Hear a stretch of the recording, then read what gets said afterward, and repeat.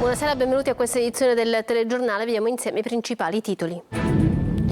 Esplosione in un ristorante, 2 feriti gravi, illeso un bimbo di 6 anni. Il grave incidente in un locale di Portopalo di Capopassero che avrebbe dovuto aprire proprio oggi.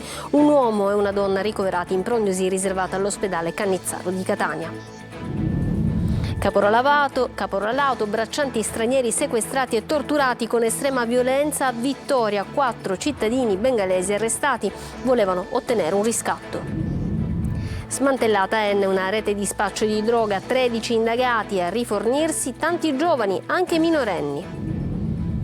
La strage di Ravanusa, prosciolti tutti i dirigenti di Italgas, indagati per l'esplosione che nel dicembre del 2021 provocò 9 morti. Dopo il nostro servizio, un'imponente macchina della solidarietà si è mossa anche dall'estero, mettendosi in contatto con noi per aiutare padre e figlio che stamattina hanno dovuto lasciare sfrattati la casa dove vivevano da 20 anni. Le prime iniziative già in atto dal Sunia di Palermo. Sorpresa, dopo Parigi e Londra, la città preferita per le vacanze di Natale è proprio Catania, la conferma da eDreams, tra le principali agenzie di viaggio online europee. Il calcio, Catania caccia del titolo di campione d'inverno. Domenica con l'Atalanta Under 23 i rossazzurri cercheranno di chiudere in testa il girone d'andata, un piazzamento platonico che storicamente ha sempre avuto un peso per il prosieguo della stagione.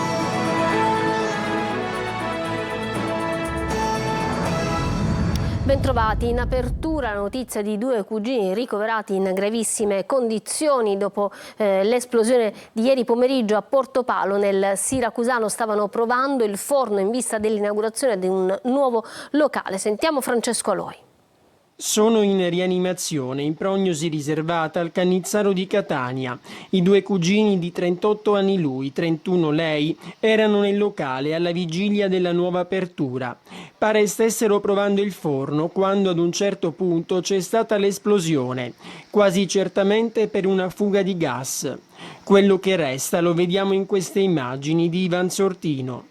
Tutto è accaduto nel siracusano, a Portopalo, mentre a qualche centinaia di metri passava la fiamma olimpica. Sono stati attimi di paura quelli che hanno coinvolto 2 ragazzi, 2 giovani ragazzi che oggi avrebbero inaugurato la propria attività e che sono stati colpiti a causa di un'esplosione brutta. Fino a qualche istante fa ho sentito parenti dei giovani che in questo momento si trovano appunto ricoverati, sedati, ancora in prognosi riservata. Così, da un momento di festa, l'attenzione si è spostata sulla tragedia sfiorata. Una giornata che qui sicuramente ricorderanno purtroppo più per questo che per la fiamma olimpica. La violenza dell'onda d'urto, ripresa dalle telecamere di videosorveglianza, adesso nelle mani degli investigatori, ha sbalzato fuori dal locale i 2 cugini, insieme agli arredi. Ora qui tutti sperano che questa brutta storia possa avere un lieto fine, con i 2 cugini che possano tornare e, perché no, riaprire il locale ora distrutto. Tragedia alle Isole Eolie, un operaio di 30 anni è morto nel pomeriggio a Ginostra, piccola frazione dell'isola di Stromboli, dopo che l'escavatore sul quale si trovava si è ribaltato. Originario di Barcellona Pozzo di Gotto nel Messinese, l'uomo stava effettuando lavori per la messa in sicurezza dei torrenti nel contesto dell'emergenza alluvionale che nell'ottobre 2024 ha interessato il piccolo borgo, l'abitato di Stromboli. Inutili sono stati i soccorsi e l'intervento della Guardia Medica. Da Stromboli sono giunti i carabinieri che hanno avviato le indagini. Andiamo a Vittoria, dove dal sogno alla prigione i migranti sono stati torturati da connazionali. Nella campagna appunto di Vittoria, nel Ragusano, ci sono 3 arresti. Vediamo. Erano stati attirati in Italia con la promessa di un lavoro sicuro, ma invece il sogno si è trasformato in un incubo. Sequestro di persona, estorsioni e torture ai danni di migranti. Sono queste le accuse a carico di 4 cittadini bangladesi, uno dei quali risulta irreperibile. Su delega della Procura della Repubblica di Catania, Direzione Distrettuale Antimafia, la squadra mobile della Questura di Ragusa ha eseguito un'ordinanza di custodia cautelare in carcere nei confronti di 3 indiziati di sequestro di persona persona aggravato ai fini estorsivi e torture nei confronti di connazionali appena arrivati in Italia. Secondo l'accusa, le 2 vittime, giunte regolarmente sul territorio tramite decreto flussi, sarebbero state attirate con l'inganno da parte degli indagati con la promessa di un lavoro sicuro, per poi essere condotte in un'abitazione isolata nella campagna vittoriese, trasformata in una vera e propria prigione. I 2 migranti sarebbero stati privati dei telefoni, separati e legati mani e piedi e sottoposti a violente aggressioni con spranghe e tubi di metallo, oltre a tentativi di strangolamento, al fine di estorcere circa 20.000 euro ai familiari. Le violenze, documentate dalle indagini, ricalcano i metodi dei sequestri nei ghetti libici. Violenti assalti tra Palermo e Licata, rapine con ostaggi e minacce, paura in Sicilia per 2 rapine messe a segno con modalità molto violente. A Licata 4 banditi hanno fatto irruzione in una villetta spaccando una finestra e immobilizzando una coppia costretta a restare sul divano mentre i malviventi rovistavano in casa portando via pochi contanti e una catenina d'oro. A Palermo invece 5 rapinatori armati hanno assaltato un bar in via Gino Zappa, costringendo i dipendenti a inginocchiarsi e rubando circa 2.000 euro, gratta e vinci e sigarette.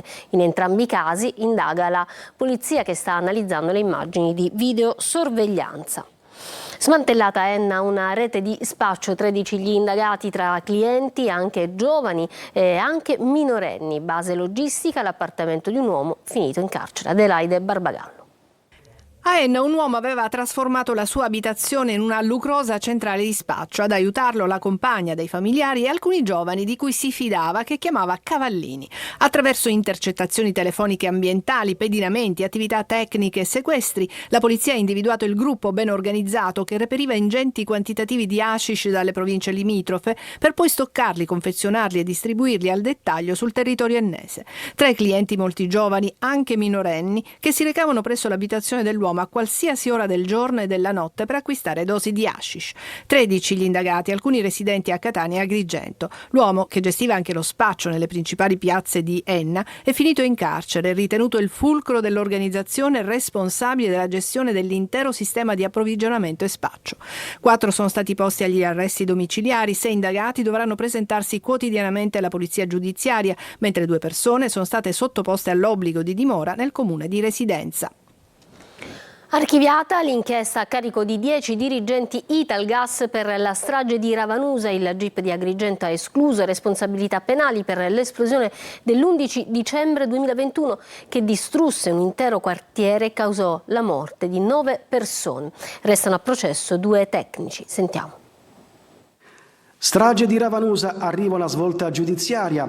Il GIP di Agrigento Alberto Lippini ha disposto l'archiviazione dell'inchiesta a carico di 10 dirigenti Italgas indagati per l'esplosione dell'11 dicembre 2021 che distrusse un intero quartiere causando la morte di 9 persone.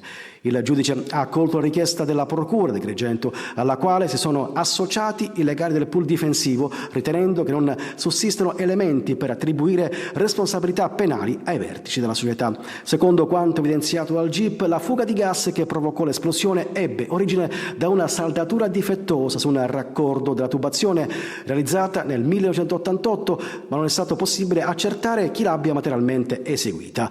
Le indagini tecniche hanno chiarito che l'opera risale ad un periodo precedente alla gestione diretta di Italgas e che non vi sono prove di interventi successivi in grado di ricondurre la responsabilità ai dirigenti attuali o a quelli in carica negli anni successivi. L'inchiesta prosegue invece nei confronti di 2 tecnici già rinviati a giudizio, ritenuti coinvolti nelle fasi di posa e collaudo della condotta del metano nel tratto interessato dall'esplosione.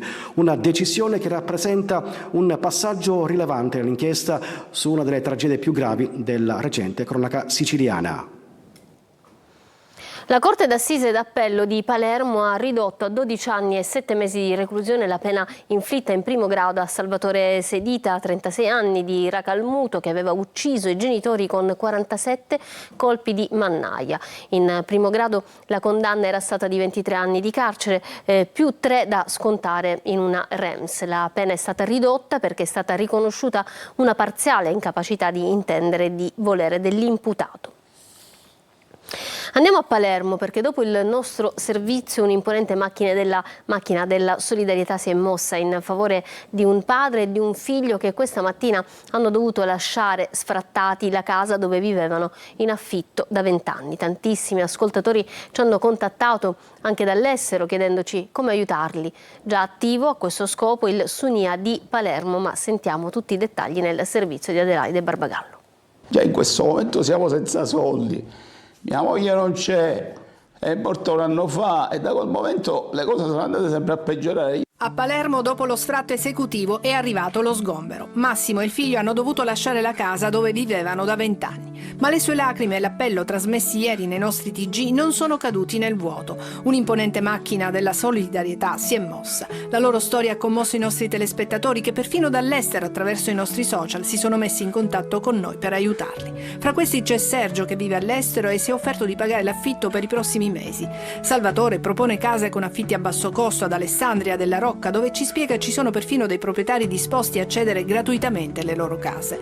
E poi una valanga di messaggi di telespettatori che vogliono aiutare economicamente i due uomini. Massimo ha perso la moglie un anno fa ed anche il lavoro. Il figlio laureato è riuscito in estate a fare qualche lavoretto. Entrambi adesso vivono con un sussidio inferiore ai 500 euro. Hanno sempre pagato fin quando non sono arrivate le difficoltà economiche. Il SUNIA di Palermo ha attivato una raccolta fondi in modo da non far trascorrere ai due uomini le feste in un dormitorio. Il gestore di un B&B di Palermo ha offerto per questo periodo natalizio gratuitamente la sua struttura. Una signora che vive sola ha messo a disposizione 2 stanze del suo appartamento. Sono giorni di festa, il calore della solidarietà ha già raggiunto Massimo. Chi volesse aiutarlo può mettersi in contatto con il SUNIA di Palermo, il sindacato degli inquilini. La finanziaria regionale adesso che taglia i fondi per il reddito di povertà. Veniamo appunto subito dopo una storia che parla di persone che non arrivano più al fine mese e intanto la regionale, appunto la finanziaria regionale taglia i fondi, spariscono anche gli aiuti per chi ricorre al credito al consumo. Sentiamo i dettagli da Manlio Viola. Mentre la Regione si appresta a pagare proprio in questi giorni attraverso l'IRFIS l'ultima tranche del contributo di solidarietà che quest'anno è aspettato ad oltre 10.000 famiglie in difficoltà in Sicilia, in finanziaria l'ARS invece cancella i fondi destinati a un analogo contributo nei prossimi anni a partire dal 2026. Non ci saranno più aiuti attraverso i pagamenti una tantum di contributi di povertà o di solidarietà e spariscono anche i provvedimenti che venivano incontro alle famiglie per il credito al consumo, rimborsando una parte degli interessi con un reddito al di sotto della soglia ISEE di 15 o 25.000 a seconda del contributo. La scelta di concentrare le risorse nel sostegno alle assunzioni, che assorbe fra le varie misure circa 200 milioni di euro, e nell'ampliamento dell'impiego dei forestali per altri 41 milioni di euro l'anno, di fatto esaurisce le risorse disponibili anche per effetto di una lunga serie di emendamenti che distribuiscono spesa in altri settori. Ci sono i fondi per l'aumento delle ore degli ex PIP, ora stabilizzati in SAS, i 30 milioni aggiuntivi per i comuni e tanto altro. Una beffa per le famiglie che cominciavano a fare affidamento sugli aiuti regionali. Ma dalla maggioranza e dal governo annunciano che il taglio non è definitivo. Gli articoli in discussione saranno riproposti nel maxiemendamento dal governo dopo il taglio di altre misure. Da 50 a 70 gli articoli che potrebbero cadere sotto la scure del governo. Ma se i fondi non dovessero essere reperiti in questo modo in finanziaria, il capitolo non sarà chiuso, dicono fonti governative. Dopo il pareggio dei bilanci pregressi davanti alla Corte dei Conti previsto entro giugno, la Sicilia potrà contare su 2 milioni di euro di avanzo di gestione e una quota confluirà nel Fondo Sicilia di IRFIS per queste e altre misure da reintrodurre nell'assestamento di bilancio estivo. Ancora il tema del lavoro, parliamo di Almaviva Contact perché tornano in piazza gli ex lavoratori, protesta davanti all'Assemblea regionale per chiedere l'accelerazione dei progetti della Regione per il loro reinserimento nel mondo del lavoro, come ci racconta Marco Gullau. Ancora una volta in piazza, a protestare, a manifestare, sono gli ex lavoratori Almaviva che dopo il licenziamento chiedono adesso fatti concreti alla Regione per il reinserimento nel mondo del lavoro tramite 2 progetti di ricollocazione stabiliti, il servizio 116-117 di pubblica utilità in ambito sanitario e il percorso di digitalizzazione ancora in fase istruttoria. Questa mattina il sit-in davanti Palazzo dei Normanni a Palermo. Al momento mancano i fondi per coprire 4 anni necessari alla realizzazione del progetto. Quindi chiediamo che finalmente si sblocchi tutto, che che si trovino in questi benedetti fondi, che finalmente ci facciano lavorare. Dall'anno scorso che aspettiamo sembrava realizzato, ma ad oggi siamo sempre a nulla. Siamo stanchi di sentirci dire che siamo quasi addirittura d'arriva, ma poi in realtà manca sempre un tassello. Ci ritroviamo adesso ad avere, sostanzialmente mancano i fondi per poter approvare il progetto per 4 anni, però siamo stanchi di promesse, abbiamo bisogno di concretizzare ciò che ci è stato promesso, vogliamo la nostra dignità lavorativa. Sembra che tutto ci remi contro, anche la NASPI misera, alcuni colleghi hanno percepito una NASPI di 180 euro. Nella nota unitaria per il sit-in i sindacati rivendicano la copertura economica, le risorse finanziarie strettamente necessarie alla sostenibilità dei progetti, una programmazione certa della fase realizzativa con l'uscita dallo stato di disoccupazione dell'intero bacino dei lavoratori oggi abbandonati in uno stato di indigenza. Catania, capitale del turismo, almeno in Italia, terza pensate in Europa dopo Londra e Parigi, che di certo non sono paragonabili per numeri e grandezza alla nostra città. La bella sorpresa arriva dal sito eDreams, il portale dei viaggi. Sentiamo Orazio Longo. Niente Sacher Torte, niente renne o vin brûlé. E a Catania, col mare davanti e l'Etna dietro, l'arancino da un lato e la granita dall'altro, che i turisti vogliono passare il Natale e l'ultimo dell'anno. Lo dice un report di eDreams, l'operatore di viaggi online, che ha stilato una classifica prendendo in consegna i dati delle principali agenzie di viaggi in Europa. Nei primi 2 posti si piazzano Parigi e Londra, al terzo c'è Catania, ma chiaramente lontana dalle prime 2 sia per dimensioni che per qualità dell'offerta turistica e per popolazione. Soddisfazione esprime il sindaco Enrico Trantino. È chiaro che consideriamo anche chi viene per andare altrove, che non si ferma solo in città, e stiamo lavorando proprio per migliorare l'offerta qualitativa della nostra ospitalità anche attraverso il possibile insediamento di catene alberghiere in alberghi più prestigiosi. Ma a prescindere da questo, comunque Catania ancora una volta dimostra di quanto il suo aeroporto, di quanto la sua posizione nodale nel panorama siciliano la faccia diventare città che possa beneficiare di un crescente flusso di passeggeri. Un'altra possibile spiegazione all'input di prenotazioni per lo scalo catanese è il ritorno in Sicilia di numerosi isolani, lavoratori fuori regione, che per le vacanze natalizie scelgono casa propria per riabbracciare gli affetti, certamente, ma così, giusto per gioco, perché poi le classifiche valgono quel che valgono, divertiamoci nell'immaginare un albero di Natale a forma di arancino da condividere con i tanti turisti presenti in città, e che sia un buon Natale per tutti. Rimaniamo a Catania, dove è arrivato nel pomeriggio lo spirito olimpico, quello della fiaccola tricolore. Lo stiamo vedendo, la partenza intorno alle 17 da via Acquicella con un arrivo dopo un percorso di circa 10 km lungo le vie del centro a Piazza Duomo. La fiamma è stata portata da atleti di primo piano come la campionessa olimpica di pallanuoto Tania Di Mario. La prima volta che la torcia olimpionica passò da Catania fu 65 anni fa. Andiamo avanti con il musical del Bosco Incantato, un musical di Natale ad Agrigento che ci parla di favola, ci parla di Natale e incanta sicuramente i grandi e piccoli. Un'esplosione di colori, musica ed emozioni ha acceso il Teatro Pirandello di Agrigento. Per gli studenti delle scuole elementari della città e della provincia è andato in scena il Bosco Incantato, uno spettacolo capace di trasformare la magia del Natale in un'esperienza da vivere e ricordare. Il mio personaggio all'interno di questo spettacolo è esaurito, però c'è anche, come dire, un lieto fine per lui. Questo lieto fine è il messaggio appunto che vogliamo dare attraverso questo spettacolo, che è quello di ritornare a vivere le feste in maniera serena. Un viaggio immersivo in un mondo fiabesco dove amicizia, cooperazione e resilienza diventano messaggi universali. Un bambino che sogna 7, 8, 9 anni, che cosa può pensare? Che l'amore non deriva da un bene materiale, ma da un gesto e un pensiero che c'è dietro a un regalo.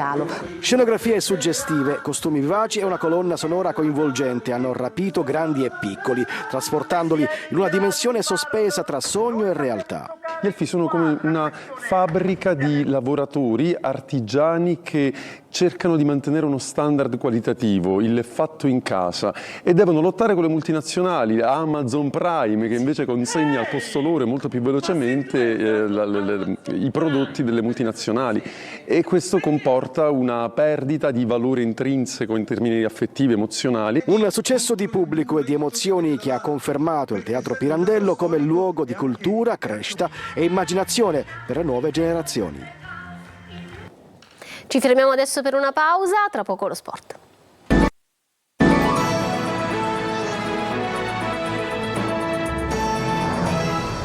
Ritorniamo in studio con lo sport, il calcio. Il Catania prepara la partita con l'Atalanta Under 23 che chiuderà il girone di andata, segnando il platonico titolo di inverno, che però spesso indirizza la stagione. Marco Carli.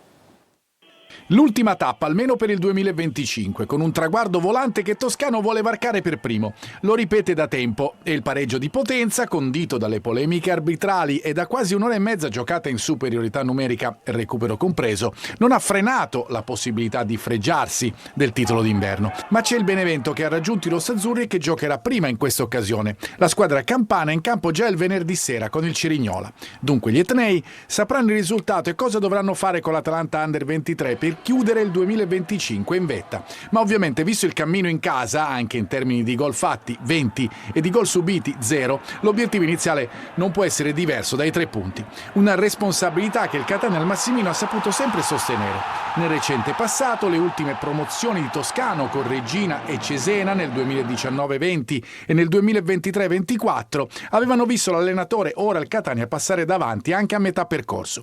Ogni corsa fa storia a sé, ma i rossazzurri sanno che per liberarsi della concorrenza di Benevento e Salernitana e anche di Cosenza e Casertana devono sprintare. Ogni tappa è importante, anche l'ultima dell'anno solare. Ancora una pausa, ritorniamo tra poco.